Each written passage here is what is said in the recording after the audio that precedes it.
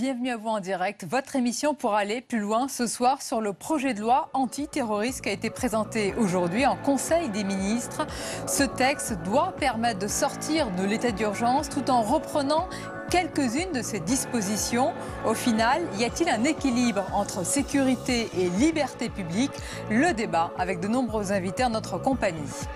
Au lendemain de l'annonce de la nouvelle équipe gouvernementale, il y a eu la traditionnelle photo de famille, cette fois-ci dans les jardins de l'Élysée.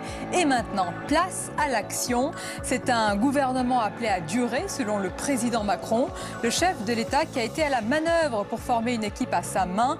Alors peut-on parler de l'hyper-présidence? Sur ce sujet, le match des idées opposera l'essayiste et académicien Jean-Marie Roire à Jean Birembaum, directeur du Monde des Livres.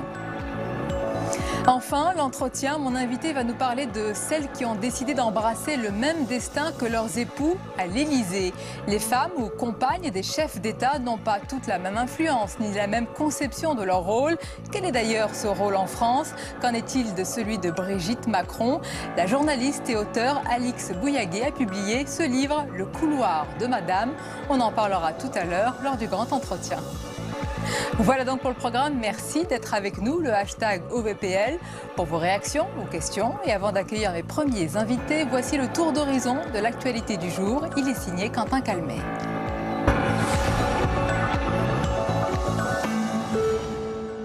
Il avait mis l'Europe au cœur de sa campagne. Premier conseil des chefs d'État européens aujourd'hui pour Emmanuel Macron. Lutte antiterroriste, Europe de la défense, travailleurs détachés. Le programme est dense pour les 27. Aujourd'hui, nous rentrons dans le concret. Ce Conseil va permettre de parler de nombreux sujets d'actualité et d'avenir de notre Europe et tout particulièrement de pouvoir porter avec détermination ce projet d'une Europe qui protège. À l'Assemblée nationale. Par 28 voix contre 3, Olivier Faure est reconduit à la présidence du groupe socialiste de l'Assemblée nationale, avec une mission au Palais Bourbon, fédérer et relancer le petit groupe de seulement 31 députés socialistes. Justice.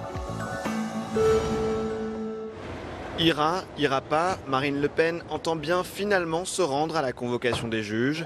La présidente du FN, visée comme 16 autres eurodéputés de son groupe par une enquête sur des soupçons d'emploi fictif au Parlement européen. Dans la même affaire, son conjoint Louis Alliot, nouvellement élu à l'Assemblée nationale, a annoncé qu'il n'entendait pas se rendre à la convocation des policiers. Une actualité qui relance le débat sur l'immunité parlementaire. Le porte-parole du gouvernement s'est même dit ce matin ouvert à un débat sur cette question.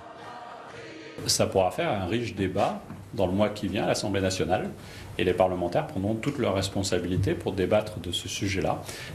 Évidemment, si les parlementaires souhaitent retirer cette protection-là, le gouvernement ne s'y opposera pas.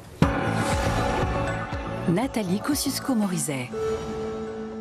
Il est soupçonné d'avoir agressé Nathalie Kosciusko-Morizet il y a une semaine. Aujourd'hui, Vincent Debrez s'est expliqué devant la presse, contestant la version de NKM en niant toute agression physique. Ce maire d'une petite commune normande doit comparaître le 11 juillet. Au Sénat. La Cour d'appel de Paris a suspendu l'enquête sur des soupçons de détournement de fonds entre 2009 et 2014 au sein de l'ancien groupe UMP au Sénat. Plusieurs élus ou anciens élus sont soupçonnés d'avoir bénéficié de compléments de revenus. De leur côté, les sénateurs concernés rappellent qu'ils disposent librement des fonds publics qu'ils reçoivent. Attentat. 3 jours après l'attentat raté des Champs-Élysées, le procureur de Paris a détaillé l'impressionnant arsenal retrouvé dans la voiture du terroriste. L'arsenal découvert dans le véhicule atteste en effet de l'ampleur de l'action terroriste projetée qui, si elle avait abouti, aurait pu avoir des conséquences humaines dramatiques.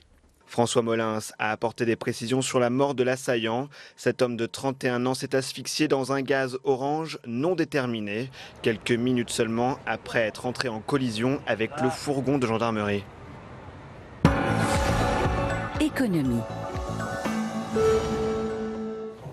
Plafonnement des indemnités prud'homales, simplification du compte pénibilité ou encore recours au CDI pour la durée d'un projet sur le modèle du BTP.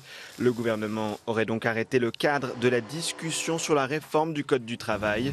Des bases pour ensuite négocier avec les partenaires sociaux. Ce projet d'habilitation à réformer le Code du travail en 9 articles sera présenté en Conseil des ministres mercredi prochain.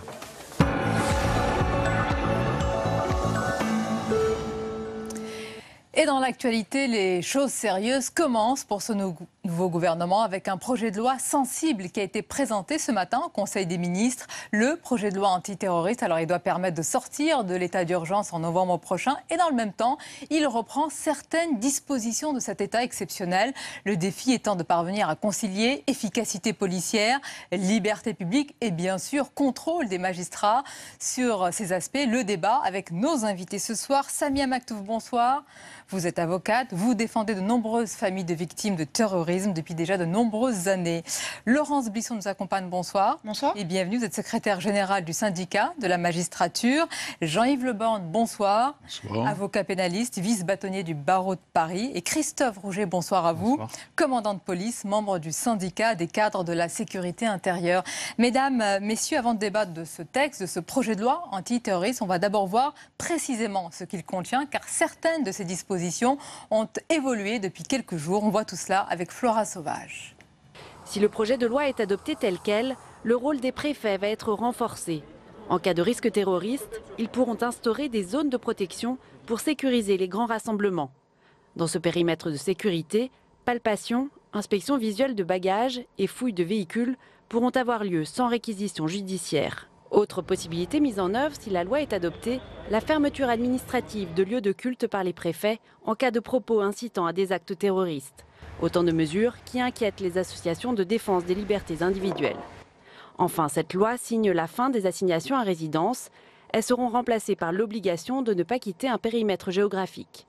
Et des perquisitions administratives seront de nouveau autorisées, mais cette fois avec l'accord d'un juge des libertés et de la détention, contrairement à la première mouture du texte. Voilà, et avant de parler des nombreuses dispositions qui sont contenues dans ce projet, d'abord de manière générale, c'est un projet qui arrive dans le contexte bien sûr que nous connaissons, de fortes menaces terroristes. Sur l'esprit de ce texte, est-ce que vous diriez, Jean-Yves Le Borne, que c'est un texte qui est nécessaire aujourd'hui? Est-ce que selon vous c'est un impératif? D'abord, l'État est comptable au regard de la nation, de la sécurité de nos compatriotes.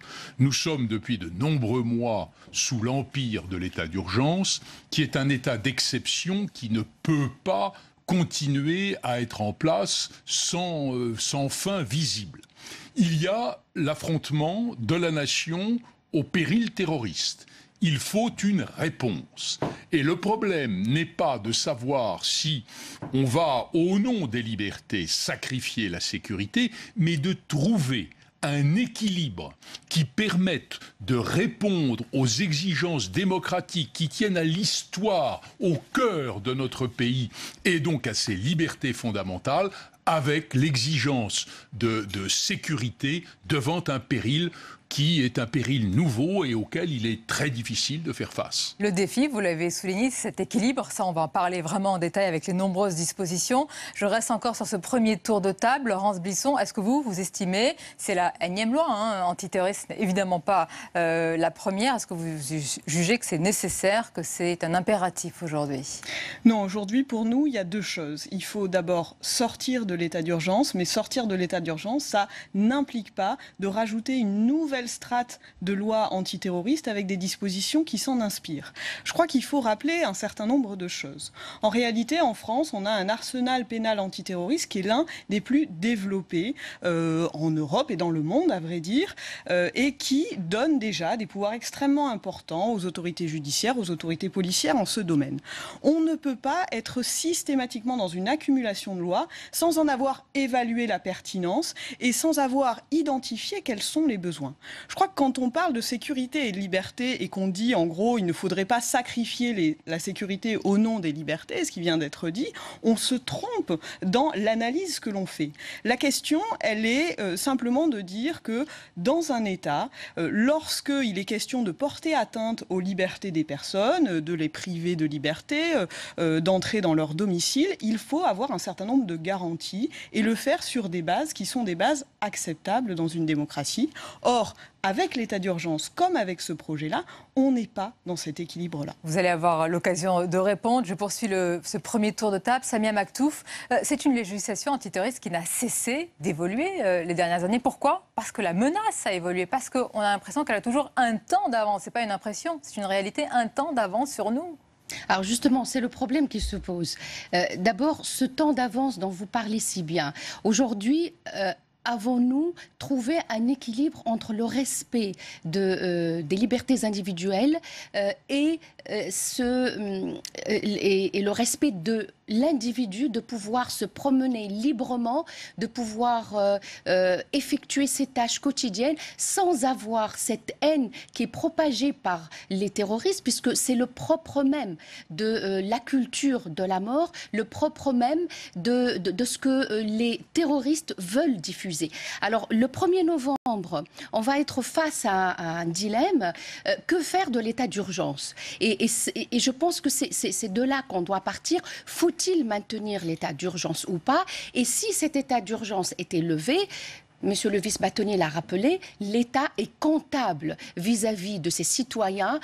L'État doit apporter cette protection, cette sécurité pour aujourd'hui un citoyen qui est dans l'errance, qui est dans la peur, qui est dans le trouble. Aujourd'hui, et je parle de mes clients, des victimes qui sont aujourd'hui, que ce soit ceux les victimes de 2012, de 2015 ou tout récemment de 2016 de Nice, ils vivent avec la peur au ventre. Donc comment l'État doit-il faire face ? Quelle réponse donner ? Oui, je suis avocate, il faut respecter les libertés individuelles et fondamentales. La France est tenue par la Convention, même s'il y a une dérogation actuellement de la Convention européenne des droits de l'homme. Cette dérogation ne peut pas durer éternellement. Que faire ? J'ai constaté que récemment, puisque le texte du gouvernement a évolué, et nous avons tout récemment, et je ne peux que m'en réjouir, introduit l'appréciation du juge des libertés et de la détention. On va revenir sur ces évolutions, ce qui est important. Et ces mesures. Depuis tout à l'heure, depuis le début de ce débat, on oppose un petit peu sécurité et liberté. Christophe Rougeot, il faut rappeler que l'une des libertés, c'est la sécurité des citoyens aussi. Tout à fait. Et d'ailleurs, je crois que, comme vous l'avez dit, les Français ont bien compris, puisqu'eux, ils réclament le renouvellement de l'état d'urgence, que l'état d'urgence, finalement, n'a pas altéré leur liberté. Ils l'ont bien vu dans leur vie quotidienne. Nous pensons qu'il faut sortir de l'état d'urgence et nous pensons qu'il fallait justement des nouveaux outils qui permettent de respecter le droit, mais aussi de donner une boîte à outils aux policiers.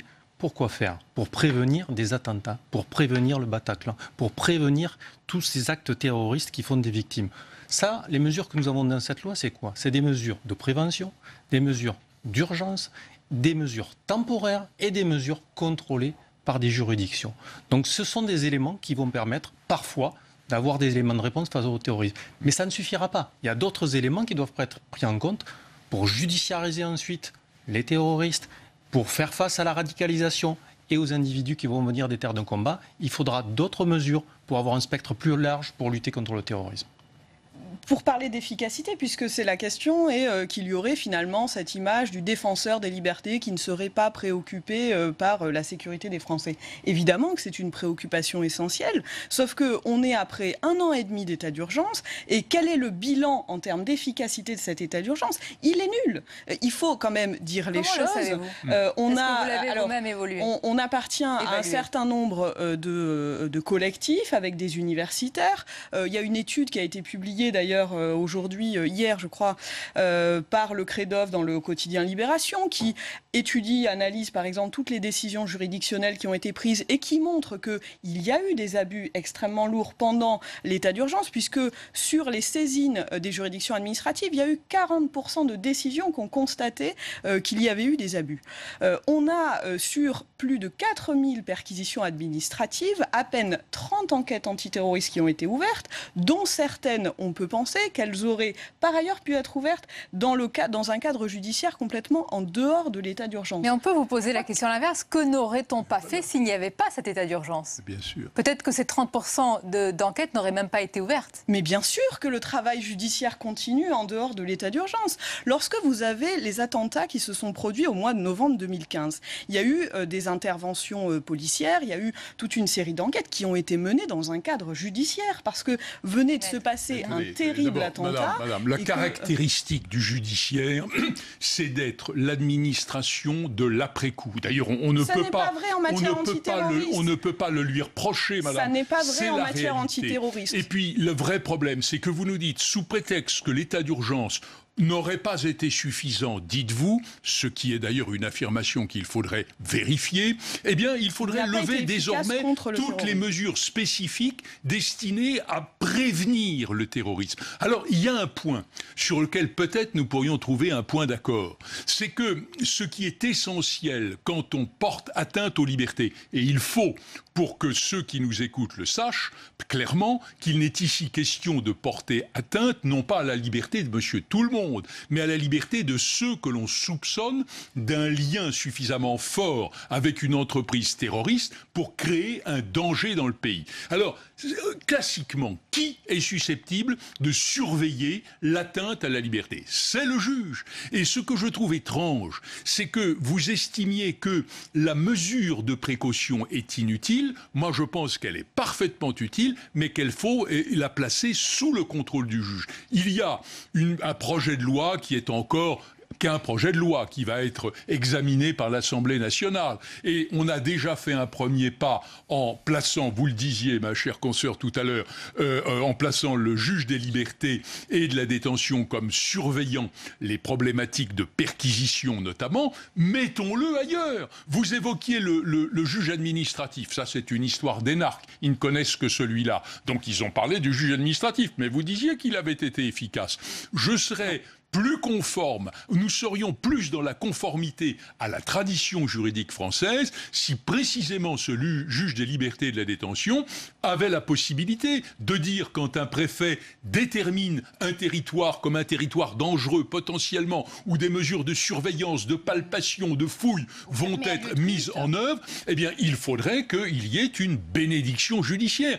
Pourquoi considérez-vous qu'il faut tout arrêter alors qu'il faudrait au contraire prendre votre part comme magistrat de responsabilité des choses en disant nous sommes dans une situation d'exception, il y a des cas, d'ailleurs c'est le cas classique du monde judiciaire, où l'on porte atteinte à la liberté, mais on le fait avec la préoccupation comme gardien des libertés qu'est le juge judiciaire, avec la préoccupation des grands principes. Voilà où est l'équilibre. Voilà ce que le Parlement devra, je l'espère, décider demain. Je voudrais juste qu'on écoute sur ce dont nous parlons, ce qu'a dit le ministre de l'Intérieur. C'est lui qui a défendu et porté ce projet en Conseil. C'est dommage que ce soit le ministre de l'Intérieur. Ça aurait été mieux que ce soit le garde des Sceaux. Ouais. Elle vient d'arriver. Ah oui, mais c'est comme ça. En tous les cas, pour le ministre de l'Intérieur, il s'agit de concilier efficacité et respect des libertés publiques. C'est ce qu'il garantit. On va l'écouter.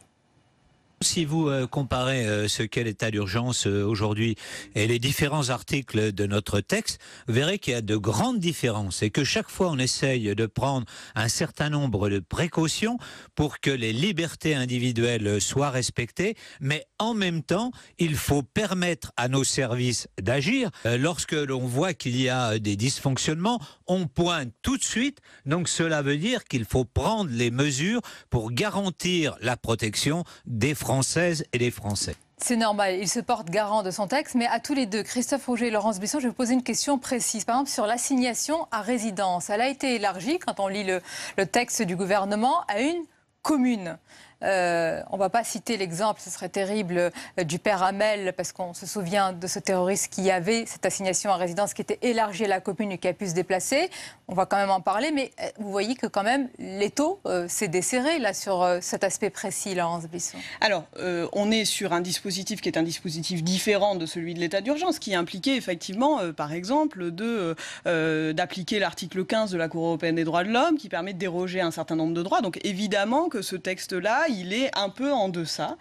Sauf qu'on reste dans la même logique, qui est celle de dire qu'on est face à des personnes contre lesquelles il n'y a pas les éléments, les indices graves ou concordants qui permettent une mise en examen par un juge antiterroriste.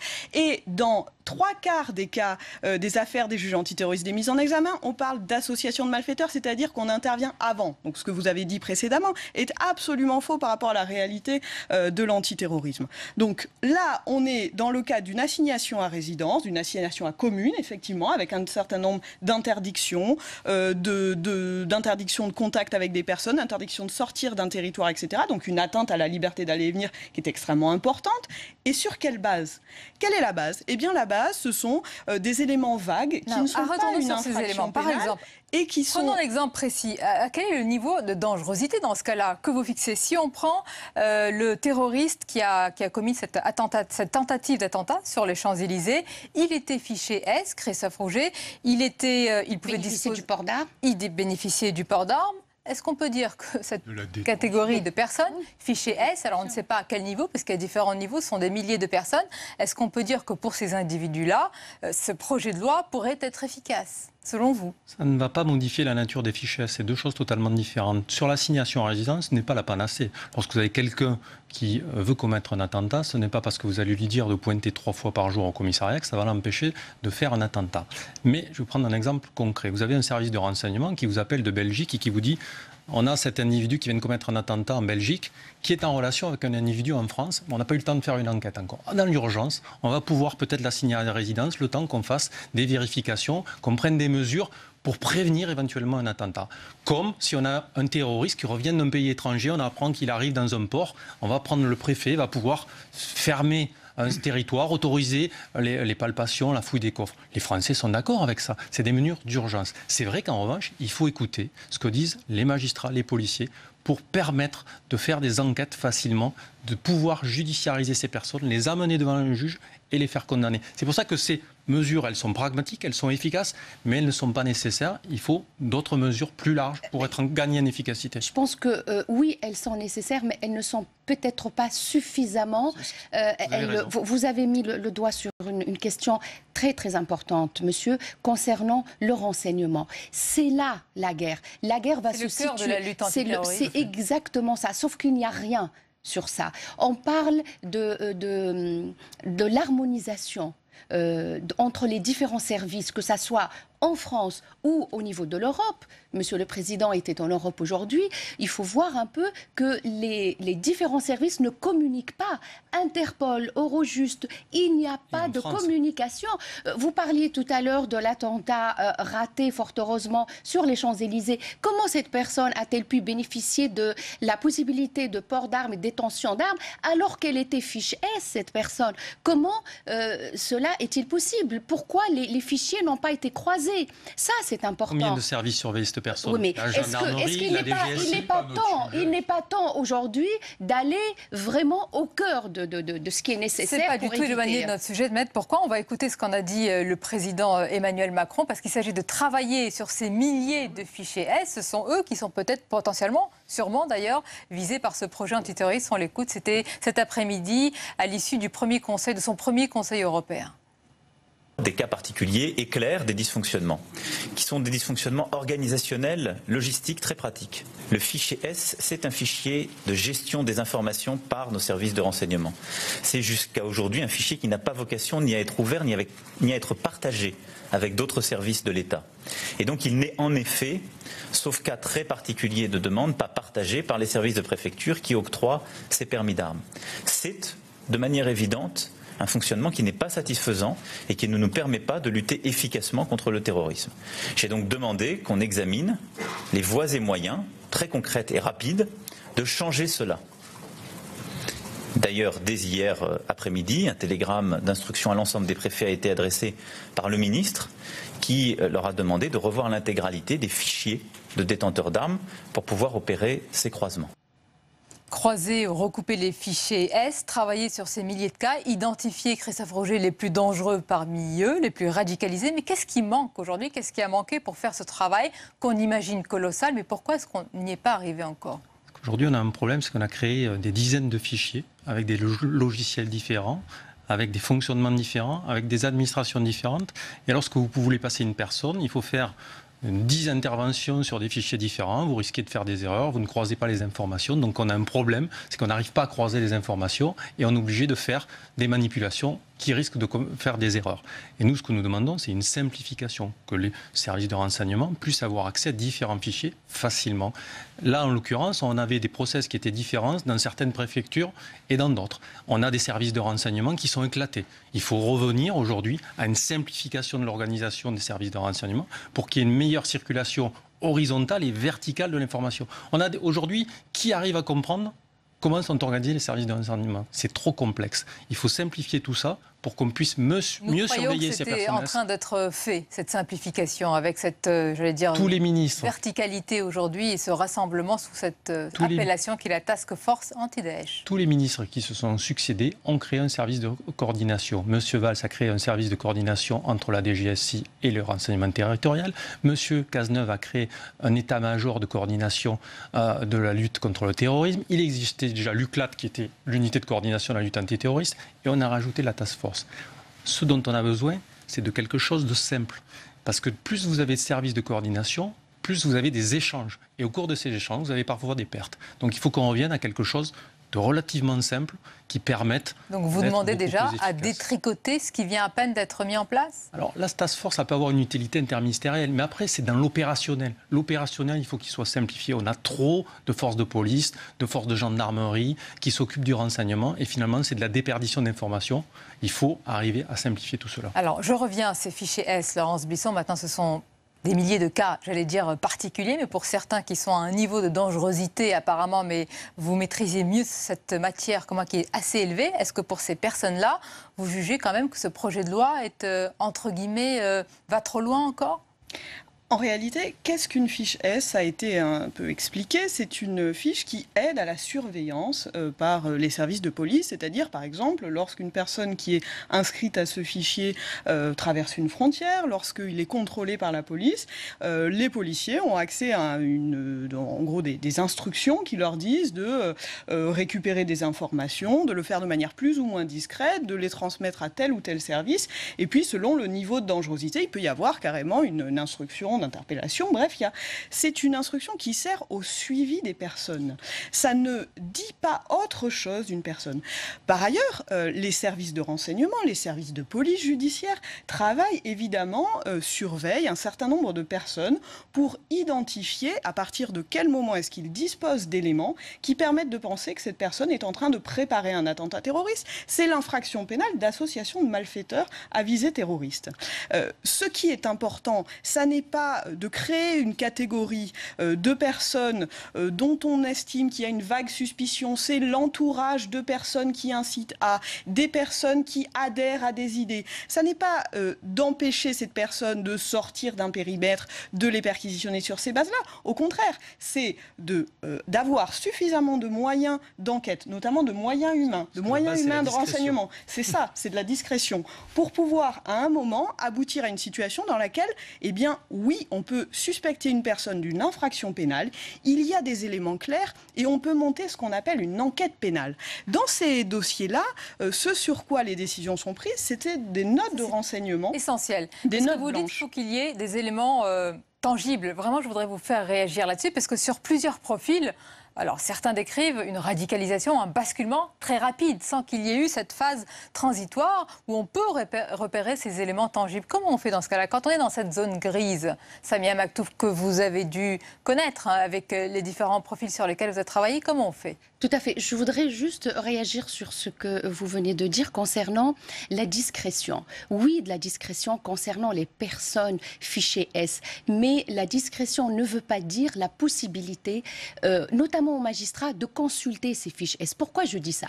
Parce que moi, j'ai eu un cas d'un enfant de 2 ans dont le magistrat a décidé que le père, qui est fiché S, puisse obtenir un droit de visite et d'hébergement.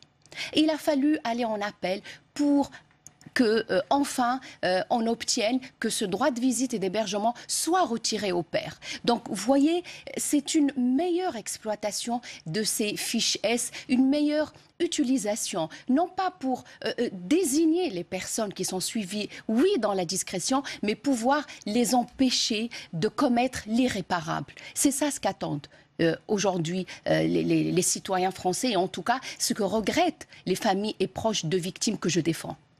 Jean-Yves Le Borgne, il y a une constatation depuis tout à l'heure, je reviens un petit peu à l'état d'urgence, mais tout est lié. On a l'impression, au-delà de l'efficacité, qu'il y a un aspect politique. On a l'impression qu'aucun gouvernement, aujourd'hui, ne peut dire, écoutez, voilà, la menace est présente, la menace est là, mais nous avons décidé de sortir de cet état d'urgence. Est-ce que c'est cela qui explique aujourd'hui, qui motive ce projet de loi, qui reprend, il est vrai quand même, certaines dispositions, et ça doit quelque part interpeller les avocats que vous êtes, parce que faire rentrer des dispositions d'un état exceptionnel dans la loi, ça interpelle toujours. Oui, d'abord, il faut quand même souligner, moi je ne suis pas un ennemi de ce projet de loi, vous l'avez compris, parce que je pense que nous sommes devant une menace grave et que l'idée de dire l'état d'urgence, ça ne peut pas durer, donc ce que vous disiez, madame, ce que j'ai cru comprendre, donc il faut abandonner l'état d'urgence et on fait comme d'habitude.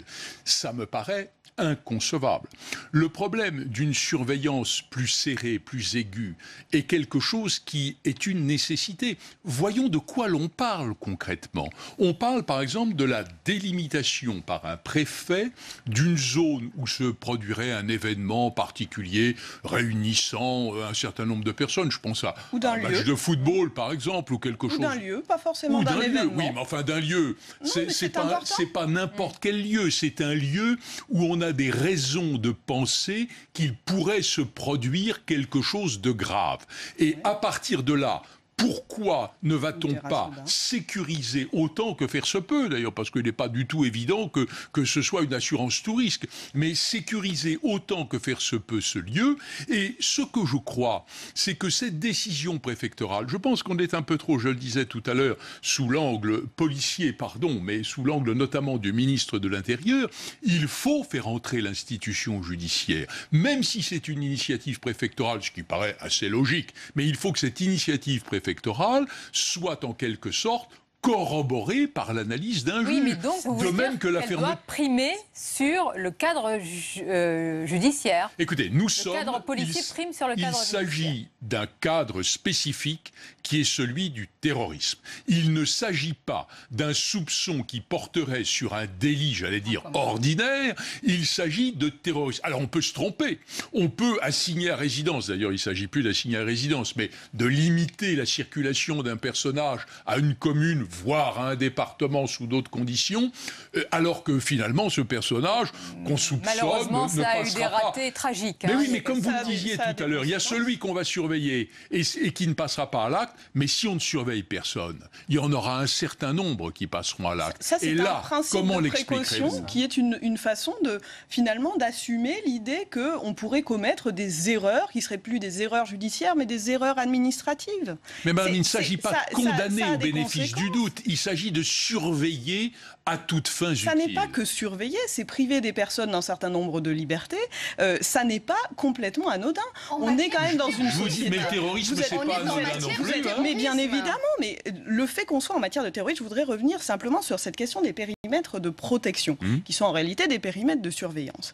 Ça ne vise pas que les grands rassemblements, ça vise tout lieu. Donc ça peut viser votre rue, la nôtre, etc. Parce qu'il s'y passerait quelque chose. Le principe, non, parce qu'il y a un risque. Vous prenez le principe on délimiterait n'importe quoi. Évidemment que je pense que les préfets ont autre chose à faire. La France a connu des événements, des attentats terroristes dramatiques qui se sont passés à côté de chez nous, qui se sont passés dans des lieux. Donc ça peut frapper partout. Et donc simplement, juste ce que je veux dire par là, c'est encore une fois, il est faux de penser qu'il n'existe rien dans notre droit.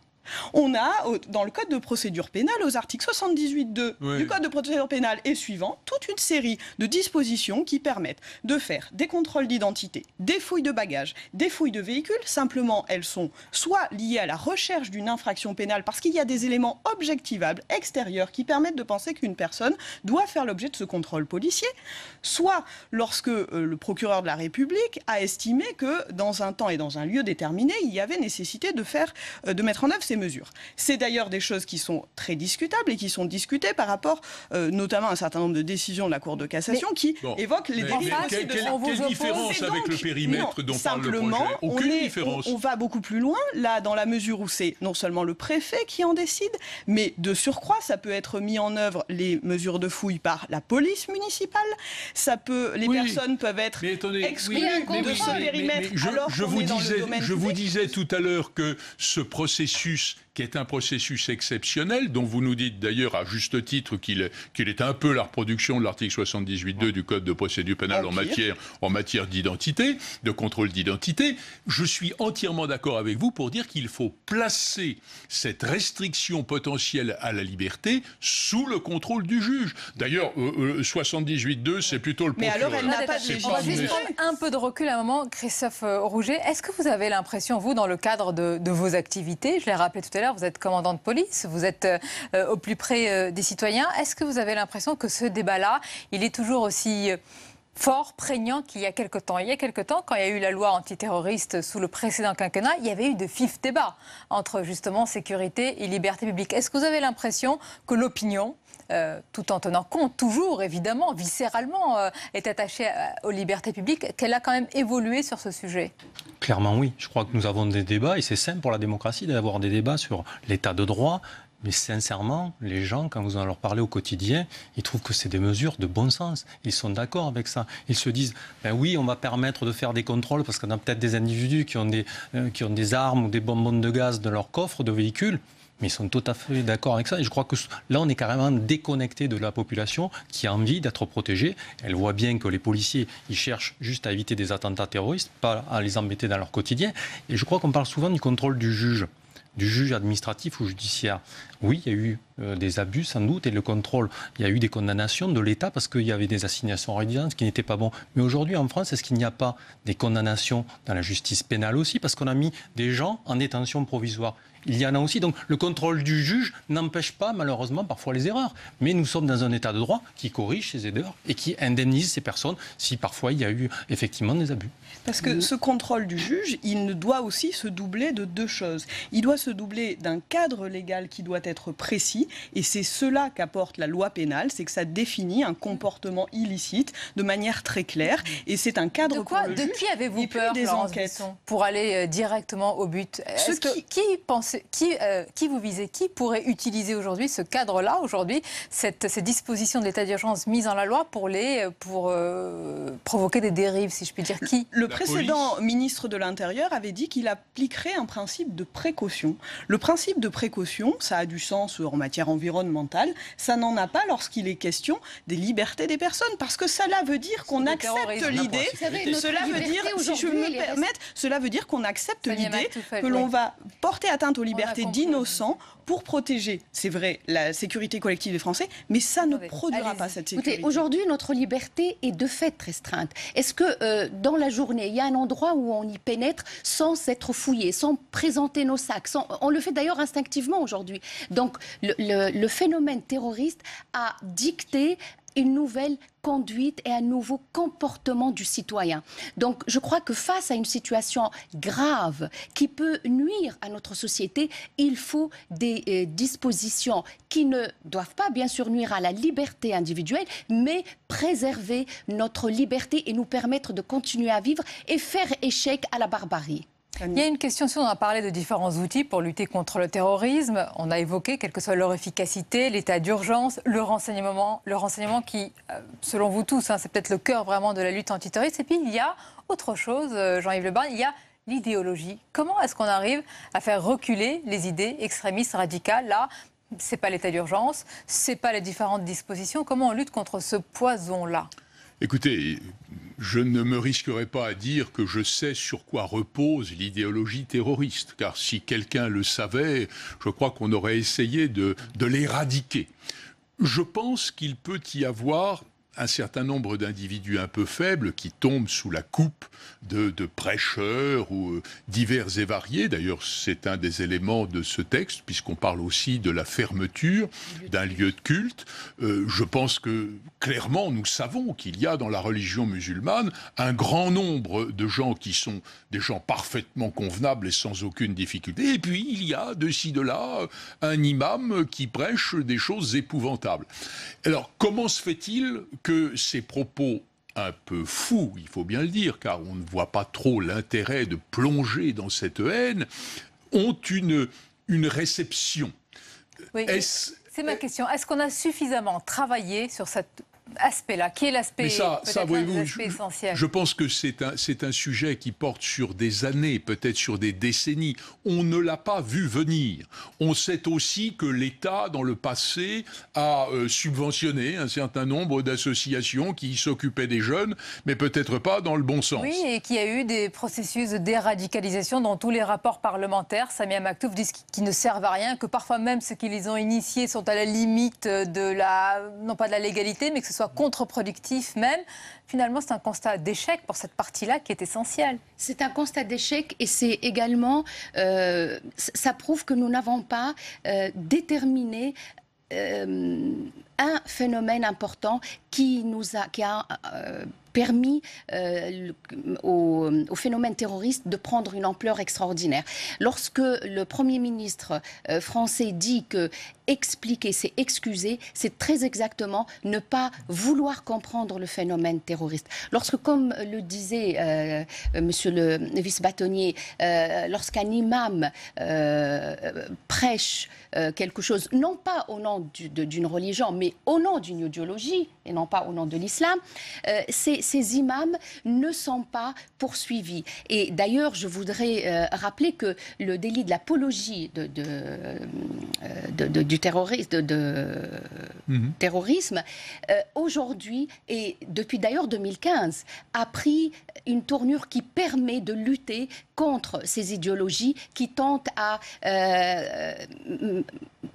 en fait, c'est la gangrène de notre société. C'est pourquoi peut-être il faut, au-delà de l'arsenal juridique et législatif, qui est, je vous rejoins, madame, il est suffisant et permet peut-être pour certaines infractions de droit commun de lutter efficacement, mais en matière de terrorisme, il faut des mesures à la hauteur de la gravité. C'est pourquoi, pour finir, je voudrais rappeler, parce que je suis convaincue de ça, et au vu de tous les dossiers terroristes que j'ai eu à examiner et à étudier, l'éducation, les enfants doivent être au cœur du débat. Comment éduquer nos enfants? Comment leur inculquer le fait qu'il faut accepter l'autre et aller vers l'autre pour ne pas créer cette gangrène qui est la haine et la violence? Peut-être que vous serez d'accord, peut-être sur cette conclusion qui est beaucoup plus large que les dispositions plus concrètes et techniques dont nous avons parlé. Pour conclure, Laurence Blisson. Évidemment, je crois qu'on est tous ici concernés par le fait de pouvoir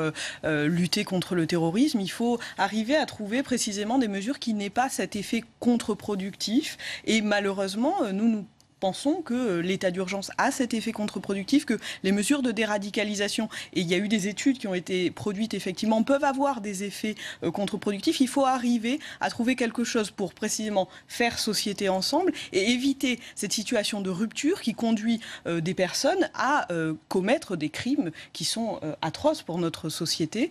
C'est une question éminemment complexe. Oui, mais avant peut-être de se préoccuper, à juste titre, de l'éducation qui fera que le terrorisme sera une vieille idéologie dépassée, il faut prévoir que demain, il n'y ait pas un attentat. Et ça, voyez-vous, c'est un phénomène que nous ne pouvons pas s'y attacher. Les services policiers et les services judiciaires s'attellent à la tâche. Justement, on va laisser la conclusion aux services policiers.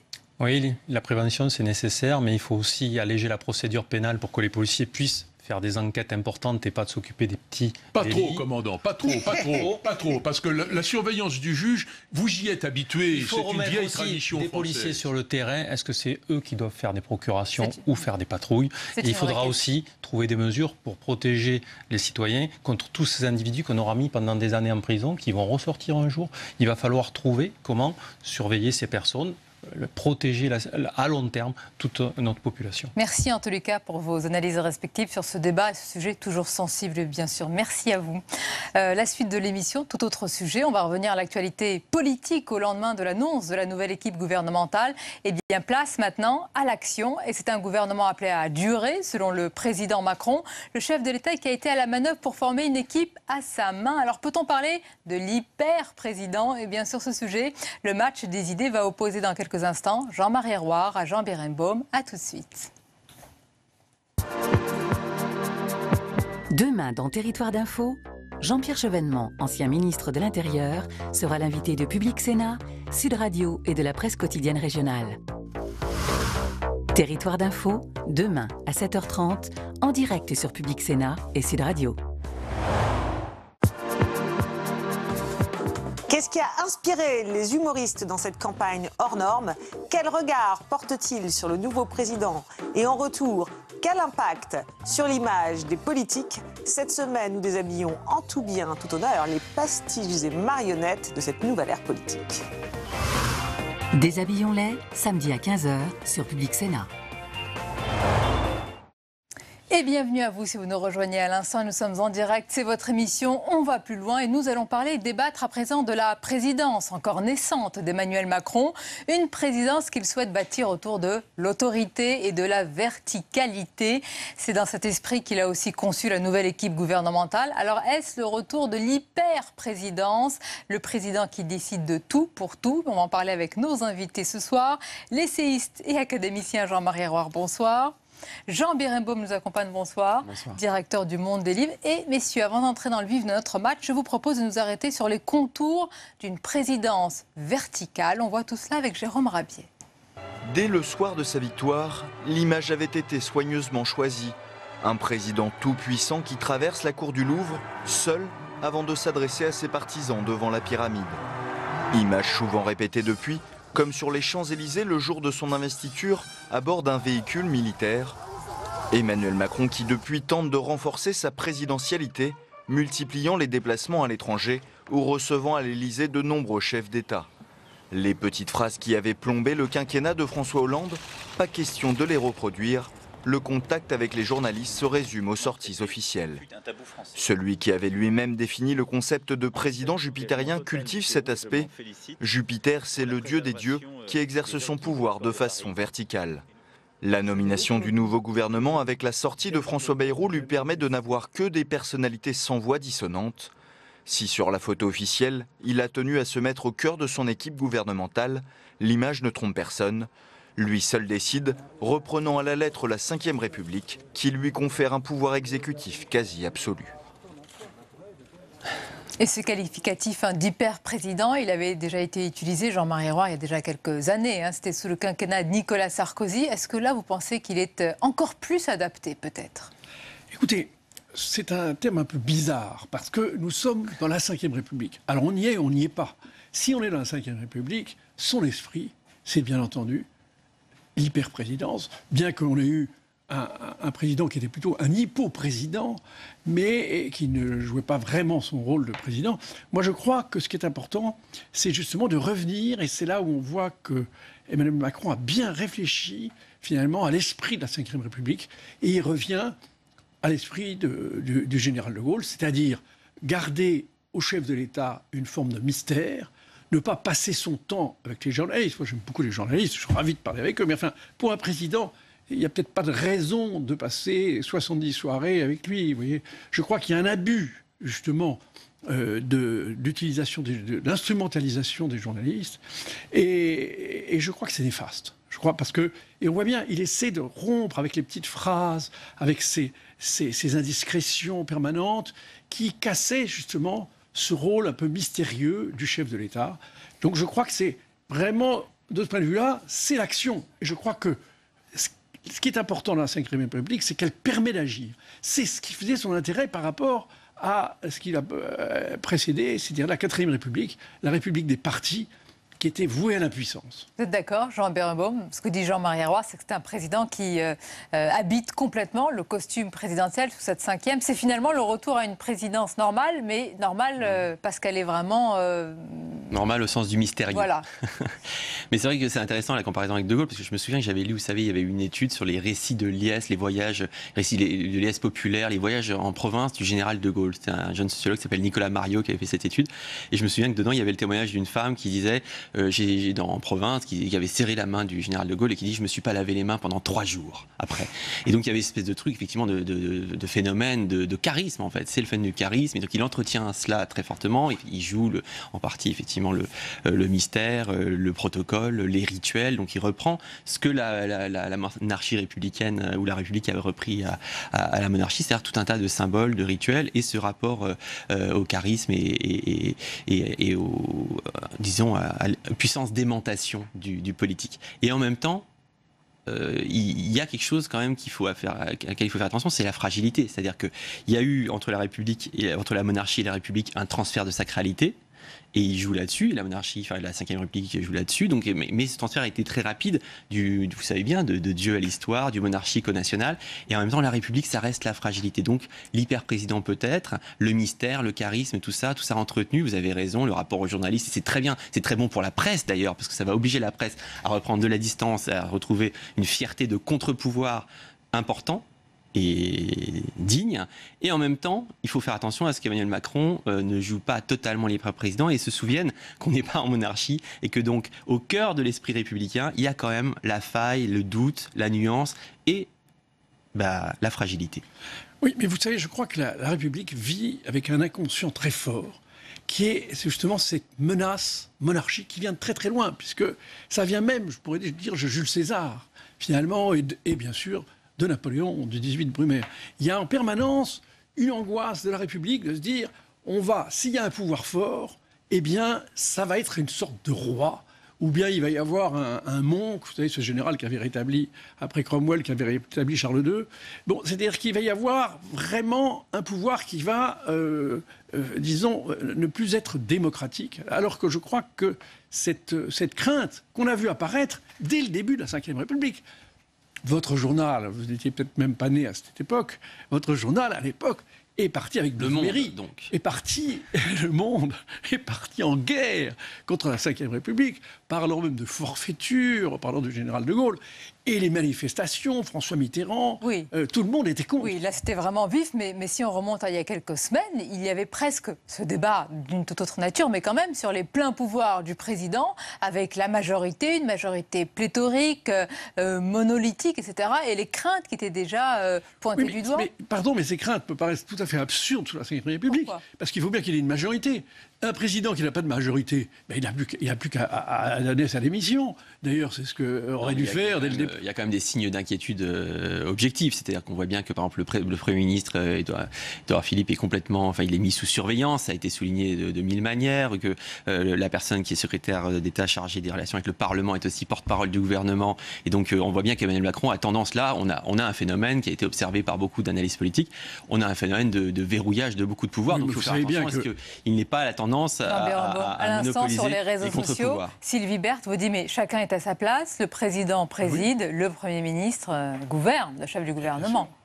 Tout à fait, mais ce qui a été observé par beaucoup de gens qui sont spécialistes, qui ont la mémoire des choses, par exemple, c'est que quand il a parlé aux syndicats, François Hollande, par exemple, avait toujours un ministre ou le Premier ministre avec lui, on parlait aux syndicats. Et là, il a écarté, il les a vus seuls, et on voit bien qu'Édouard Philippe, il y a eu des papiers très bien faits là-dessus, notamment un journal que vous avez cité dans Le Monde, sur le fait que là, il y avait un début, c'est un peu tôt pour juger, mais on voit bien qu'Édouard Philippe n'est pas un Premier ministre qui a l'air...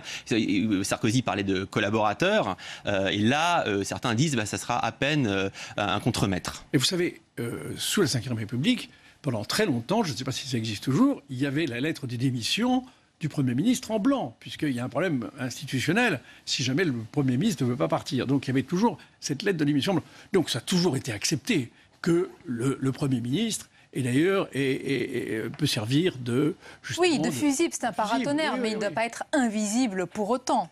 Oui, mais ça tient à la fois à la personnalité du Premier ministre et en même temps, mais je crois que il le conçoit.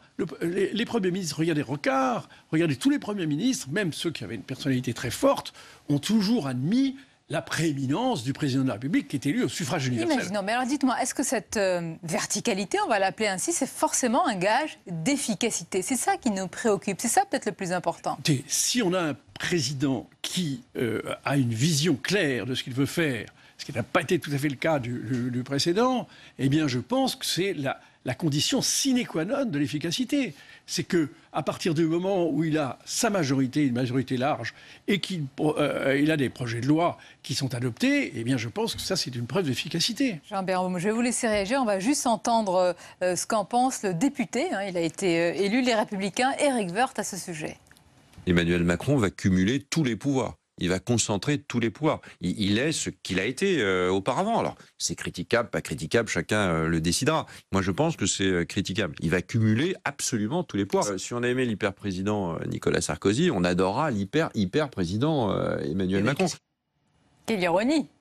Si vous avez aimé l'hyper-président Nicolas Sarkozy, alors que c'était au contraire une vertu, en tous les cas, sous le précédent quinquennat, là, ça devient une fragilité, ce que vous aviez souligné aussi. C'est une fragilité, notamment dans le sens où, en fait, dès que vous êtes au pouvoir, même un tout petit pouvoir, même quand on a un tout petit pouvoir, on voit bien que ça isole, et que là où on voudrait que la vérité triomphe et que la sincérité prévale, en fait, souvent, vous êtes entouré de courtisans, de flatteurs à gages, comme on parlait de tueurs à gages, des flatteurs à gages, des gens qui... Et donc, au moment où vous avez le plus besoin... On va la retenir, celle-ci. Au moment où on a le plus besoin de sincérité, de vérité et de frontalité, vous avez tout de suite plein de gens qui vous cirent les pompes, qui vont dans votre sens, etc.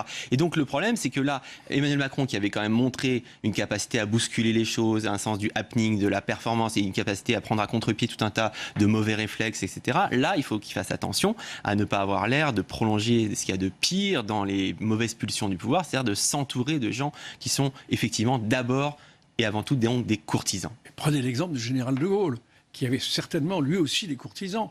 Mais c'est là où on voit un homme d'État, c'est que justement il dépasse le niveau subalterne des courtisans. Tout le monde est courtisé, à partir du moment où on a un peu de pouvoir, il y a toujours...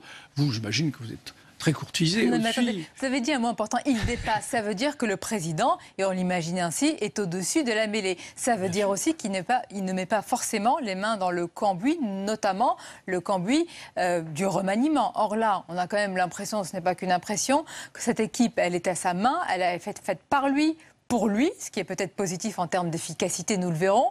Mais est-ce que ça vous interpelle que tous ces choix soient estampillés macroniens?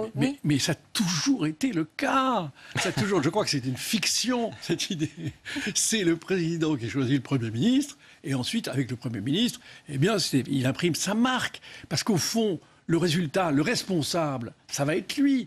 Et, pardon, mais je trouve ça très bien comme ça. Mais seulement, nous sommes partagés parce que nous avons un fond de parlementarisme, de nostalgie de la 4e, et d'une époque où le Parlement avait un très grand rôle.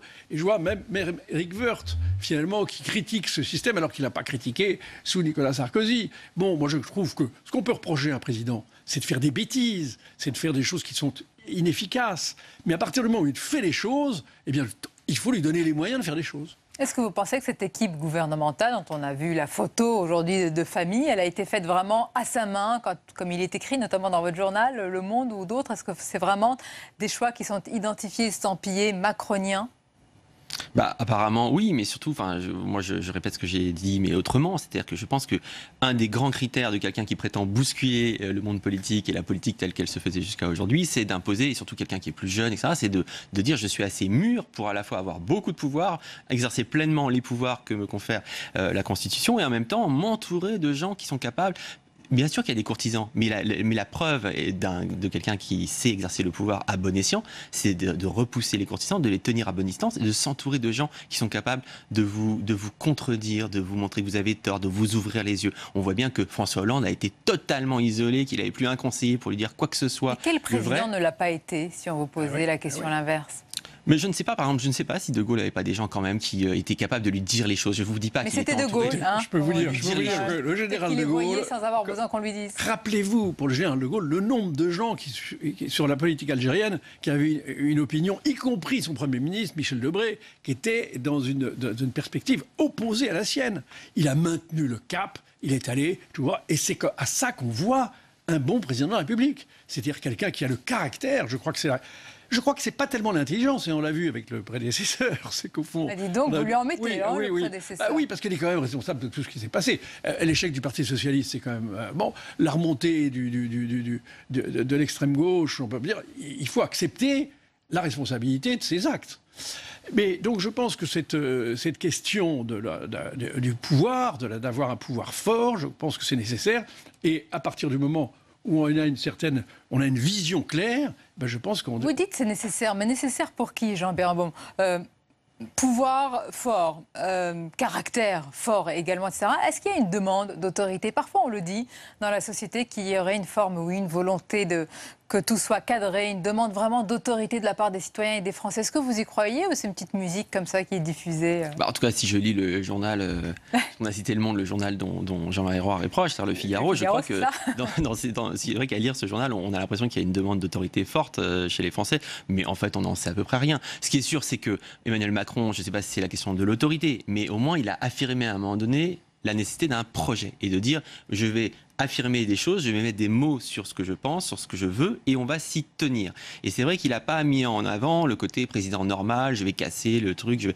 Non, il a voulu tout de suite incarner fortement l'autorité et aussi l'idée qu'il faut pouvoir avoir un désir qui dure plus de 3 semaines et sur lequel on tient bon un bon moment. Ça, c'est vrai. Après, je pense quand même que c'est un problème si la question, c'est d'organiser à la fois la force, l'autorité et une forme de fragilité. Moi, il y a un philosophe que j'aime énormément, qui est mort il y a quelques années, qui s'appelle Claude Lefort, qui faisait partie de ces gens de gauche qui considéraient qu'il fallait pouvoir faire la critique du totalitarisme et du stalinisme, etc., et qui était un penseur de la démocratie. Et il disait toujours la faille de la démocratie, c'est que d'un côté, c'est le pouvoir du peuple, ça doit appartenir au peuple, en même temps, et en fait, le pouvoir n'est nulle part. La démocratie, c'est le régime où le pouvoir est un lieu vide. Personne ne peut mettre la main dessus, personne ne peut se l'approprier. Et donc, la force d'un président, la force de quelqu'un qui croit à la démocratie, comme Emmanuel Macron le dit, c'est à la fois d'incarner fortement les institutions démocratiques et en même temps d'émettre les signes d'une petite marge de fragilité. Moi, je crois que l'expression qui correspond parfaitement à ce que nous essayons d'exprimer, c'est que le pouvoir ne se partage pas. Voilà, le pouvoir, c'est vraiment, c'est deux visions là opposées. Hein, oui, bien sûr. Non, parce que moi, si vous voulez, il y a une ambiguïté entre cette lutte entre les gens qui voudraient qu'un Parlement soit très fort et un président faible, mais ça aboutit à une forme d'impuissance. Ça aboutit à la phrase du général de Gaulle qui disait « Est-ce qu'on croit que j'ai pris le pouvoir pour inaugurer les chrysanthèmes ?» Est-ce un gage d'efficacité? Et Laurent Delette sur les réseaux sociaux, le téléspectateur qui nous regarde sur moi à l'instant, nous dit « Hyper président ou pas, arrivera-t-il à mener son projet avec sérénité? Parce que ce début de quinquennat, il est mouvementé jusqu'ici. » Écoutez, mais la politique, il faut faire autre chose si on ne veut pas que ça soit mouvementé. Est-ce que vous avez déjà vu, à n'importe quelle époque, et puis encore, nous sommes dans une époque plutôt paisible, mais imaginez les époques où les guerres d'Algérie, attendez, de tous les drames qu'il y a eu. Nous sortons d'une séquence électorale qui était quand même, depuis la présidentielle et législative, qui était fatigante, j'allais dire, à tous les niveaux et pour tout le monde. On pensait qu'il y aurait un moment d'apaisement, de sérénité avec le gouvernement. Hop, on repart avec un remaniement, une nouvelle équipe. On a envie de dire, et maintenant, enfin, stop, place à l'action. Mais ça, écoutez, ça va dépendre. Évidemment, cette loi sur la moralisation en politique risque de provoquer, évidemment, encore des séismes, parce que personne n'est à l'abri, finalement. Tout le monde, maintenant, vit sous l'épée de Damoclès. Mais ça a l'air d'être négatif dans votre bouche. Oui. Oh oui, c'est complètement négatif. Parce que je veux dire, regardez le désastre de ce moralisme. Regardez les conséquences. On voit des hommes politiques qui ont fait quand même une grande stature et on va chercher des poux dans la tête pour des détails. Parce que, pardon, mais l'histoire, cette question des emplois fictifs, oui, mais non, mais son terme. Sur le fond, les emplois fictifs, c'est véniel. C'est véniel en matière disons, de prévarication. Il y a tellement d'autres sujets. C'est un débat philosophique. La moralisation, oui, mais jusqu'où? En même temps, ce qui est très intéressant, c'est qu'à nouveau, on parle, c'est pas du tout une question de querelle de journaux, etc. Mais c'est vrai que le cas du Figaro est un cas très intéressant parce qu'en fait, le Figaro a été très très très mal à l'aise. Le Figaro a changé complètement de ligne pendant la campagne. Le Figaro a soutenu évidemment François Fillon un long moment en disant qu'effectivement c'était des poux dans la tête, etc., etc. Et donc c'est très intéressant parce qu'il y avait déjà la position. Et puis tout d'un coup, boum, ça a été Macron. Je crois que beaucoup de lecteurs du Figaro d'ailleurs n'ont pas du tout compris ce changement de position. Et donc on voit bien là qu'il y a un point à faire. L'attitude du Figaro, sans du tout dire que c'est la concurrence entre journaux, c'est pas ça la question. S'il y a un cas, un jour on reviendra sur cette période. Il y aura une petite étude très jolie à faire sur le Figaro, son positionnement à ce moment-là. Est-ce que ça dit du brouillage des repères? Et le positionnement du Monde, il a été constant. Impeccable, comme toujours. Mais en tout cas, à qui je pose la question aussi. Mais en tout cas, ce qui est intéressant, on parlait des journalistes, c'est intéressant. Par exemple, nous, beaucoup de nos lecteurs nous ont dit vous roulez pour Macron, il y a un problème, vous roulez pour Macron. Et Le Monde a sorti des choses sur Richard Ferrand. Nos lecteurs nous ont dit vous allez vous chercher des poux dans la tête, vous n'êtes pas là pour faire des procès, pour faire les inquisiteurs. Donc en fait, on voit qu'il y a une demande contradictoire en permanence. Et aujourd'hui, Emmanuel Macron, d'ailleurs, à l'égard de la presse, on a commencé à en parler dans votre sujet, effectivement, a une attitude assez ambiguë. Il a tendance à vouloir choisir les journalistes qui vont couvrir les événements. Alors en partie pour des bonnes raisons, en disant voilà, il faut des gens qui sont spécialistes, etc. Mais pas seulement. On voit bien qu'il y a une forte pression qui est exercée sur le monde médiatique, sur le mode. Nous allons désormais choisir qui écrira sur nous. Et on distribuera les entretiens, etc., en fonction de cela. Là encore, il faut faire attention au fait que l'hyper-président ne doit pas être... Et on va retenir l'autre aspect, qui est la distance bienvenue des deux côtés, j'allais dire, côté journalisme et côté de l'Élysée. Pour conclure, Jean-Marie Arouard, vous voulez peut-être défendre la ligne du Figaro, je ne sais pas. Moi, écoutez, ça fait... J'ai dû quitter 2 fois dans ma vie le Figaro. Bon, je n'y suis plus depuis 20 ans. Néanmoins, c'est vrai que je trouve que la position du Figaro, après tout, ils ont été... Vous savez, quand il y a un choix politique à faire, eh bien, ils ont été vers l'homme le plus raisonnable. Et je comprends très bien, parce que moi, j'ai partagé exactement la même idée. Non, moi, j'étais plutôt favorable à l'idée de Sarkozy, à la stratégie de Sarkozy, pour faire diminuer le Front National. Bref. Aujourd'hui, nouvelle présidence, aujourd'hui, je trouve que la nouvelle présidence, je trouve que Macron, pour l'instant, fait un sans faute. Et il incarne exactement la conception que j'ai toujours eue. Jean-Marie Arouard, pour être prudent, qu'on rentre dans l'action, qu'on puisse le juger sur les faits. On va le juger très... Eh bien, vous reviendrez pour en parler. Bientôt. Eh bien, on fait cela. Merci, messieurs, pour ce match des idées. Merci à vous. La suite de notre émission à suivre, c'est le grand entretien avec la journaliste et auteure Alix Bouillaguet. Mais d'abord, c'est le tour d'horizon de l'actualité du jour.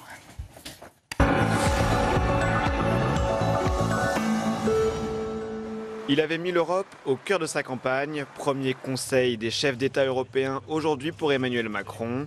Lutte antiterroriste, Europe de la défense, travailleurs détachés. Le programme est dense pour les 27. Aujourd'hui, nous rentrons dans le concret. Ce conseil va permettre de parler de nombreux sujets d'actualité et d'avenir de notre Europe et tout particulièrement de pouvoir porter avec détermination ce projet d'une Europe qui protège. À l'Assemblée nationale. Par 28 voix contre 3, Olivier Faure est reconduit à la présidence du groupe socialiste de l'Assemblée nationale, avec une mission au Palais Bourbon, fédérer et relancer le petit groupe de seulement 31 députés socialistes. Justice. Ira pas, Marine Le Pen entend bien finalement se rendre à la convocation des juges. La présidente du FN visée comme 16 autres eurodéputés de son groupe par une enquête sur des soupçons d'emploi fictif au Parlement européen. Dans la même affaire, son conjoint Louis Alliot, nouvellement élu à l'Assemblée nationale, a annoncé qu'il n'entendait pas se rendre à la convocation des policiers. Une actualité qui relance le débat sur l'immunité parlementaire. Le porte-parole du gouvernement s'est même dit ce matin ouvert à un débat sur cette question. Ça pourra faire un riche débat dans le mois qui vient à l'Assemblée nationale et les parlementaires prendront toutes leurs responsabilités pour débattre de ce sujet-là. Évidemment, si les parlementaires souhaitent retirer cette protection-là, le gouvernement ne s'y opposera pas. Nathalie Kosciusko-Morizet. Il est soupçonné d'avoir agressé Nathalie Kosciusko-Morizet il y a une semaine. Aujourd'hui, Vincent Debrez s'est expliqué devant la presse, contestant la version de NKM en niant toute agression physique. Ce maire d'une petite commune normande doit comparaître le 11 juillet. Au Sénat. La Cour d'appel de Paris a suspendu l'enquête sur des soupçons de détournement de fonds entre 2009 et 2014 au sein de l'ancien groupe UMP au Sénat. Plusieurs élus ou anciens élus sont soupçonnés d'avoir bénéficié de compléments de revenus. De leur côté, les sénateurs concernés rappellent qu'ils disposent librement des fonds publics qu'ils reçoivent. Attentat. 3 jours après l'attentat raté des Champs-Élysées, le procureur de Paris a détaillé l'impressionnant arsenal retrouvé dans la voiture du terroriste. L'arsenal découvert dans le véhicule atteste en effet de l'ampleur de l'action terroriste projetée qui, si elle avait abouti, aurait pu avoir des conséquences humaines dramatiques. François Molins a apporté des précisions sur la mort de l'assaillant. Cet homme de 31 ans s'est asphyxié dans un gaz orange non déterminé, quelques minutes seulement après être entré en collision avec le fourgon de gendarmerie. Économie. Plafonnement des indemnités prud'homales, simplification du compte pénibilité ou encore recours au CDI pour la durée d'un projet sur le modèle du BTP. Le gouvernement aurait donc arrêté le cadre de la discussion sur la réforme du Code du travail. Des bases pour ensuite négocier avec les partenaires sociaux. Ce projet d'habilitation à réformer le Code du travail en 9 articles sera présenté en Conseil des ministres mercredi prochain.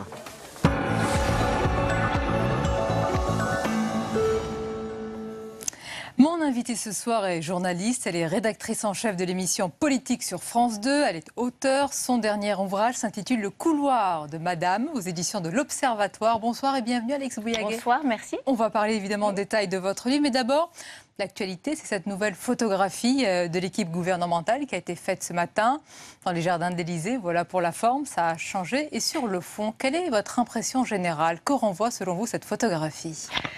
On va dire qu'il y a eu quand même un petit raté à l'allumage. Hein. Ça devait être, on va dire, un remaniement un petit peu technique, à la marge. On a vu que voilà que l'affaire c'est un petit peu compliqué. Donc pour moi, c'est peut-être le premier... je ne vais pas dire faux pas parce que c'est peut-être un peu lourd comme terme, mais oui, un petit raté, on va dire, de ce début de quinquennat Macron qui, jusqu'à présent, effectivement, avait, on va dire, un peu d'allure. On parle beaucoup des dosages, des équilibres politiques, mais le plus important, c'est la compétence. Est-ce que, selon vous, quand on voit cette photo, chacune est à sa place ? Je ne sais pas si chacune est à sa place, mais en tout cas, il y a une vraie cohérence. C'est-à-dire que là, pour le coup, il avait affiché la société civile, du renouvellement, des femmes, on va dire qui coche à peu près toutes les cases. Un petit équilibre droite, un petit équilibre gauche. Voilà. On va dire que la photo est aboutie et correspond en tout cas à ses aspirations. On lit, on entend que c'est une équipe, entre guillemets, anti-couac. Parce que les fortes têtes, les grandes gueules, entre guillemets, les personnalités vraiment parfois rudes ne sont plus là. C'est le cas selon vous ? Je pense que... On va faire attention. On va attendre parce qu'il y a quand même pas mal de personnalités qui n'ont pas beaucoup d'expérience politique et que les couacs, ça peut aussi venir de là. Et après, je pense que chaque équipe gouvernementale a toujours l'ambition de ne pas faire de couacs et en général, il y en a quand même toujours un petit peu. La différence peut-être avec Emmanuel Macron, qui correspond peut-être avec ce qui s'était passé sous Nicolas Sarkozy, c'est qu'il y a une centralisation plus forte qui donc peut-être permettra d'éviter quelques écueils qu'a pu avoir François Hollande, avec qui la parole générale était quand même plutôt libre. Alors, on a beaucoup parlé, et tout au long de cette émission, évidemment, d'Emmanuel Macron, de son action, de son gouvernement, a raison, mais il y a aussi son épouse, Brigitte Macron. On va arriver à votre livre, Alix Bouillaguet. Comment vous jugez ses premiers pas à elle ? Plutôt discret.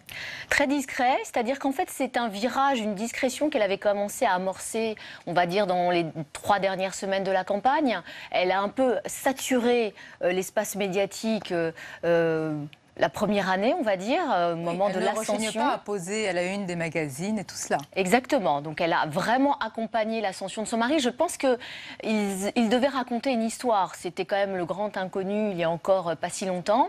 Et Brigitte Macron lui a construit une image, lui a construit une histoire, lui a construit une famille.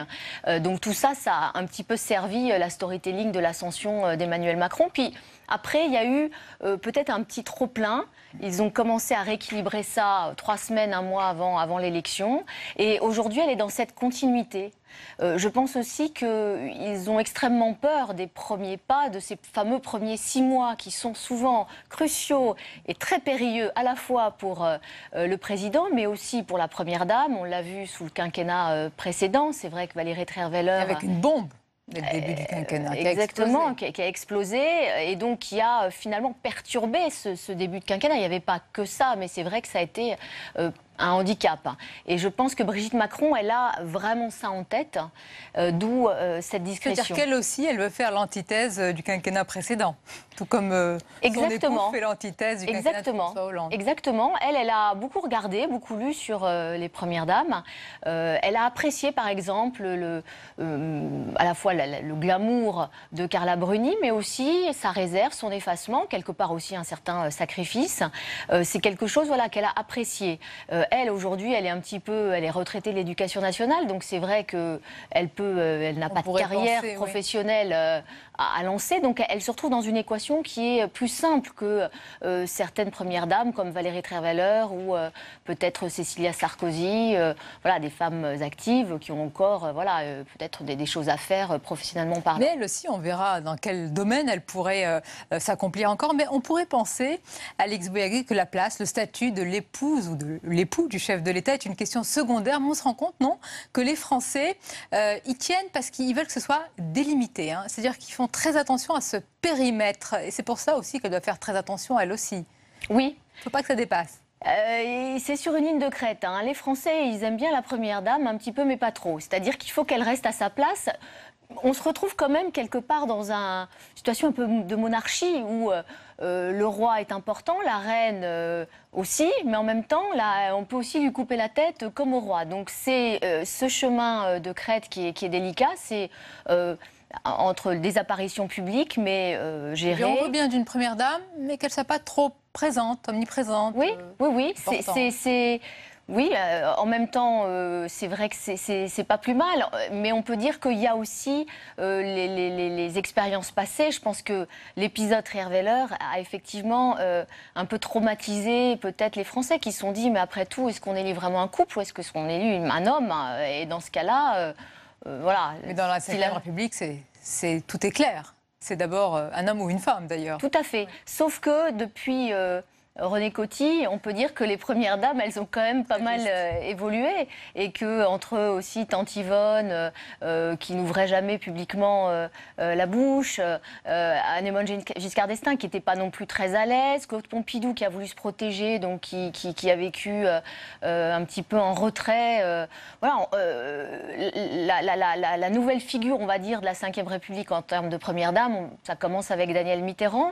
Alors elle, pour le coup, un personnage qui ne serait, à mon avis, absolument plus toléré aujourd'hui. C'est-à-dire que les foucades, le militantisme, emmerder son mari, explosif, sur des sujets sensibles de politique étrangère. Exactement. Ce serait aujourd'hui, à mon avis, insupportable pour les Français.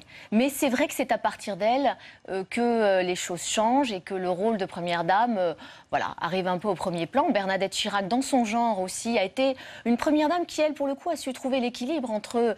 Comment vous l'expliquez? Elle a même su trouver, vous dites très justement l'équilibre, même le cœur des Français. Oui. C'est ce qui est le plus difficile. Et elle a su le garder. Et Dieu sait que...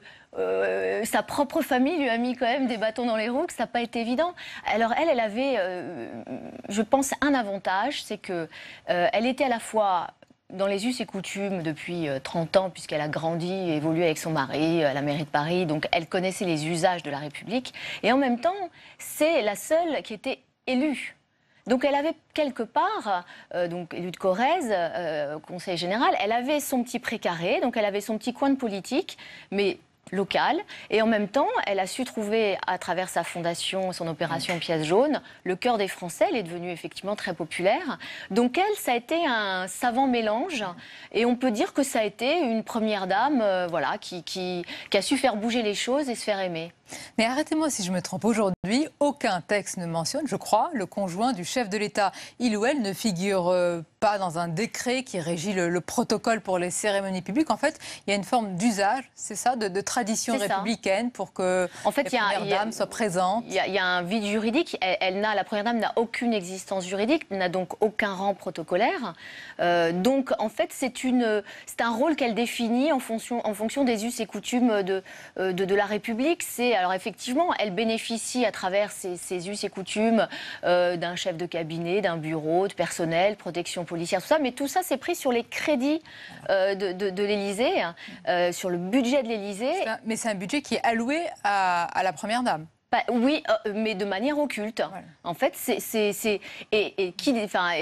comment on définit quelle somme, enfin tout ça, c'est à partir de quand elle est en représentation, à partir de quand elle ne l'est plus, à partir de quand elle a une fondation d'autorité publique ou au contraire. C'est-à-dire que la frontière est un petit peu... Il est temps que ce soit éclairci. C'est d'ailleurs la volonté d'Emmanuel Macron. Jusqu'où va-t-il aller dans la définition de ce statut, de ce rôle? Est-ce qu'on peut vraiment le graver dans le marbre? Ça dépend beaucoup, en fonction de ce que vous êtes en train de dire depuis tout à l'heure, Alix Bouyaguet, vraiment du degré d'investissement de la personne et presque de sa personnalité. Exactement, c'est vraiment à géométrie variable. Je pense que l'objectif d'Emmanuel Macron, ce n'est surtout pas de salarier la première dame, ce n'est pas de la payer sur les frais de la République, parce que ça, c'est hors de question. En revanche, c'est tout simplement, à mon avis, de fixer une ligne budgétaire. C'est-à-dire que cette volonté de transparence qui est accentuée depuis les années 2000 a jusque dans le couloir de Madame pour qu'on sache exactement combien coûte aujourd'hui une première dame. Racontez-nous d'ailleurs, pourquoi le couloir de Madame? Parce que quand on arrive à l'Élysée et qu'on est reçu par la première dame, de manière assez pompeuse et avec beaucoup de déférence, l'huissier annonce Madame. Voilà, donc c'est une espèce de tradition là aussi. Donc c'est un long couloir qui mène au Salon Bleu, ce magnifique d'ailleurs bureau qui est face au jardin privé du président. Et donc c'est là où traditionnellement la première dame s'installe. Il y en a qui ont changé, mais depuis quelques, je pense qu'au moins depuis Danielle Mitterrand, elles sont installées. Retour à la norme entre guillemets. Nous verrons quel sera le rôle et les contours de ce que veut faire Brigitte Macron. Mais selon vous, quelle a été la première dame la plus politique, vraiment celle qui avait le vrai sens politique, qui a le plus accompagné, aidé son époux, parce qu'il n'y a eu que des premières dames et des présidents hommes? Non, on peut dire que la plus politique au sens premier du terme, c'est Danielle Mitterrand, avec donc France Liberté, avec sa fondation, avec son militantisme de gauche. Donc ça, la plus politique. Après... Je pense qu'elle a aidé d'une certaine manière François Mitterrand, qui parfois était suspecté de ne pas être assez à gauche. Du coup, ça a créé une espèce d'équilibre. Bernadette Chirac, dans son genre, a été une première dame politique, mais elle, on va dire, plus dans l'accompagnement, dans la discrétion, tout en développant quand même sa petite entreprise. Ensuite, Cécilia Sarkozy aurait pu être une première dame assez... Elle a été dans la conquête du pouvoir, pas dans l'exercice. Elle a été dans la conquête, pas dans l'exercice, mais je pense qu'elle aurait eu ce rôle, ce créneau-là de première dame dite politique. Sinon, sur le reste oui, là, je crois que vous avez cité voilà. les essentiels. Mais c'est pas une spécificité française, cette absence de statut. J'ai vérifié, au Royaume-Uni, en Espagne, en Italie, les statuts des conjoints de chefs d'État n'existent pas, mais il y a les États-Unis. C'est vraiment un modèle, Alix Bouyaguet, qui est très, très différent. Une autre culture, une autre mentalité de la place de la première dame. C'est une vraie place. C'est une vraie place, c'est une profession. C'est aussi... Profession. Oui, c'est vraiment une profession. Il faut abandonner son autre... Oui. Par exemple, si on prend Michelle Obama, qui aurait pu, je sais pas, avoir aussi une belle carrière politique, une belle carrière d'avocate, qui est aussi intelligente, on va dire, que son mari, elle a totalement sacrifié, pour le coup, sa propre carrière. Elle s'est mise au service de son mari et elle a développé ses causes. Donc, elle était notamment en lutte sur les sujets d'obésité. Elle était aussi auprès des femmes... des femmes de militaires.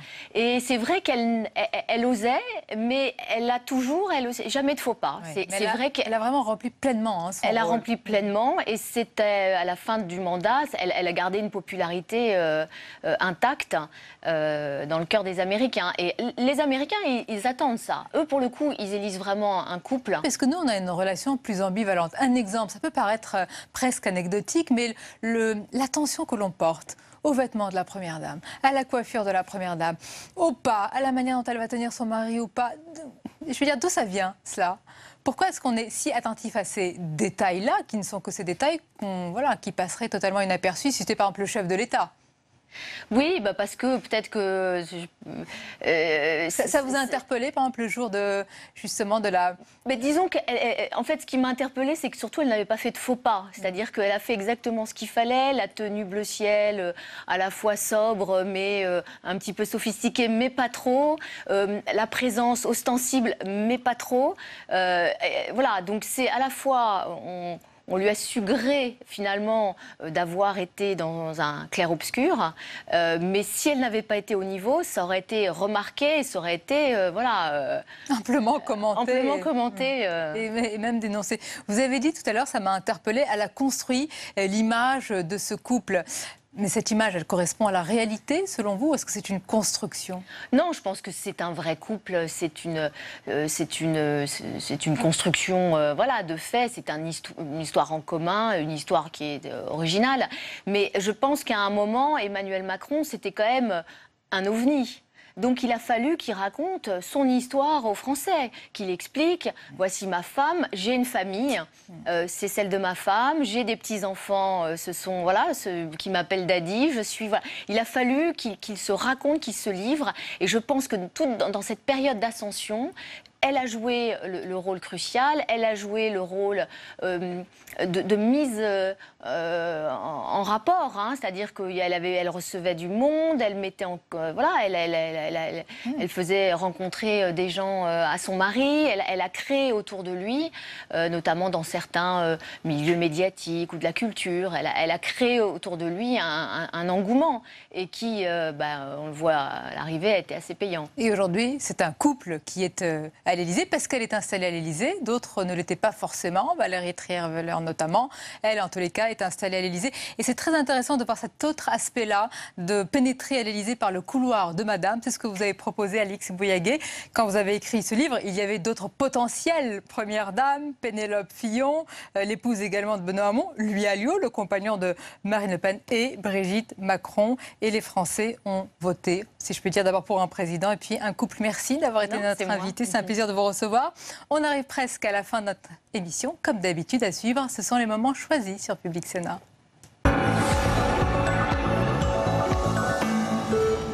Il a fallu reconstituer à toute vitesse un nouveau gouvernement, manifestement avec une certaine improvisation. Deuxièmement, il ne correspond pas aux engagements du président de la République. Il avait parlé d'une équipe resserrée. 15 ministres, très peu de secrétaires d'État. Finalement, on retrouve un certain classicisme dans ce gouvernement. Et la troisième caractéristique, c'est qu'on dit ouvert à la société civile. Mais où ? C'est l'administration, la société civile. Parce qu'en réalité, si le président de la République confond haute administration et société civile, c'est un peu la patte de ce gouvernement. C'est un gouvernement qui, à mon avis, est le gouvernement Philippe II est moins bon que le Philippe I. Ah oui ? Pour cette raison-là ? Parce que les personnalités qui rentrent à l'intérieur de ce gouvernement sont plutôt, la plupart, c'est des poids légers. Je pense qu'ils vont servir de variable d'ajustement au moindre problème. D'ailleurs, M. Bayrou a été un problème et il a été évacué. Ils ont délesté le poids lourd. Les Allemands attendaient en effet un partenaire français qui revienne un peu sur son cheval, qui puisse être en effet un peu leur alter ego pour pouvoir reprendre un peu l'initiative. On va voir qu'il y a des projets communs qui vont être mis en œuvre très rapidement, d'autres qui seront discutés lors du Conseil des ministres franco-allemands du 13 juillet. Et donc en effet, il y a un espoir qui est attendu sur la scène européenne. Moi j'étais hier à Bruxelles, tout le monde regarde ça avec plutôt de bienveillance. Les Européens, qu'est-ce qu'ils attendent ? Ils attendent des biens communs. Des biens communs qui peuvent être la liberté, la sécurité, la solidarité. Et ils commencent à se demander si l'État-nation, à l'heure de la mondialisation, est encore en situation d'assurer efficacement ces biens communs. Eh bien, ce qu'il faut, c'est se demander quels sont les biens communs qu'on peut encore assumer au plan national. Et arrêter de faire comme si on était capable d'assumer toutes les souverainetés et de donner en spectacle ce que font la plupart des chefs d'État et de gouvernement européens, l'impuissance politique. C'est ça qui fait l'exaspération des citoyens. Aujourd'hui, pour moi, ce qui fait la marque de l'Union européenne dans la mondialisation, c'est l'État social. C'est là où on dépense le plus en matière sociale et c'est ça qui en fait aussi la force de notre Union et qui peut être ce contre-modèle de la mondialisation, de montrer qu'on peut être dans la redistribution, on peut être dans le social tout en étant efficace économiquement. J'ai peur que les modèles de l'Union européenne aujourd'hui de croissance soient, pour qu'on soit compétitif, il va falloir être plus restrictif en matière sociale. Et en cela, ça nourrit mon scepticisme. Tout est parti de ce courrier. Une lettre directement adressée à Emmanuel Macron, signée Pierre Camani. Le sénateur du Lot-et-Garonne alerte le président de la République sur la situation financière de son département. L'élu pointe la fracture territoriale dont souffrent les territoires ruraux. Dans son budget 2017, il a laissé volontairement un trou de 20 millions d'euros pour dénoncer la baisse des dotations et obliger l'exécutif à réagir. Il affirme que la collectivité locale n'a pas les moyens d'assurer ses dépenses sociales comme le RSA. Afin de calmer la fronde, le sénateur du Lot-et-Garonne a été reçu aujourd'hui à l'Élysée. Le gouvernement a eu une oreille attentive, d'autant que nous sommes arrivés avec des propositions. Des propositions qui s'inscrivent dans le cadre des propositions du président Macron, qui est d'élaborer un pacte de confiance avec les collectivités territoriales en se basant sur le donnant-donnant, le gagnant-gagnant. C'est-à-dire les collectivités font des efforts de gestion, font des efforts d'économie et dans le même temps, l'État, lui, révisera ses dotations de manière à permettre aux départements comme les nôtres qui sont dans l'extrême difficulté de pouvoir continuer à mener leur politique, à financer les politiques publiques pour le compte de l'État, mais également à financer nos investissements structurants pour l'avenir. C'est le débat d'aujourd'hui.